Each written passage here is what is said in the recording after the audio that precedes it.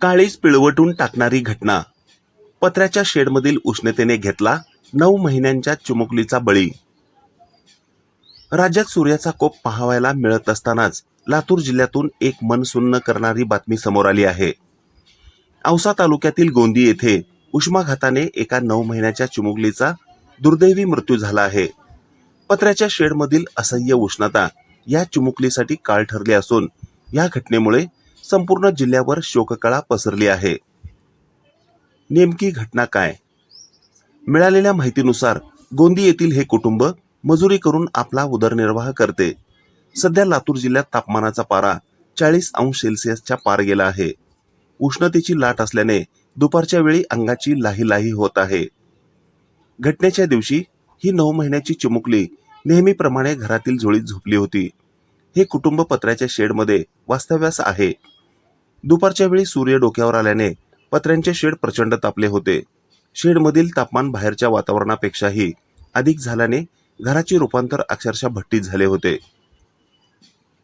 झोपेतच प्राणज्योत मालवली. बराच वेळ झाला तरी बाळ उठत नाही हे पाहून पालकांनी तिला उठवण्याचा प्रयत्न केला. मात्र बाळ कोणतीही हालचाल करत नसल्याचे पाहून कुटुंबाच्या काळजाचा ठोका चुकला. तिला तातडीने जवळच्या रुग्णालयात हलवण्यात आले, परंतु डॉक्टरांनी तिला मृत घोषित केले. वाढत्या उष्णतेमुळे आणि गरम हवेमुळे बाळाला उष्माघाताचा तीव्र फटका बसला आणि झोपेतच तिची प्राणज्योत मालवली. गरिबी आणि निसर्गाचा कोप. कष्टकरी कुटुंबांकडे राहण्यासाठी पक्के घर नसल्याने त्यांना पत्र्याच्या शेडचा आधार घ्यावा लागला होता. मात्र हेच पत्र्याचे छप्पर त्यांच्या चिमुकलीसाठी जीवघेणे ठरेल असे कोणालाही वाटले नव्हते.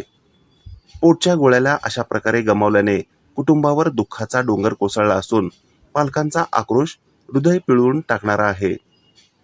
उष्माघातापासून बचावासाठी महत्त्वाच्या टिप्स. या घटनेच्या पार्श्वभूमीवर आरोग्य विभागाने नागरिकांना सतर्कतेचा इशारा दिला आहे. दुपारची वेळ टाळा.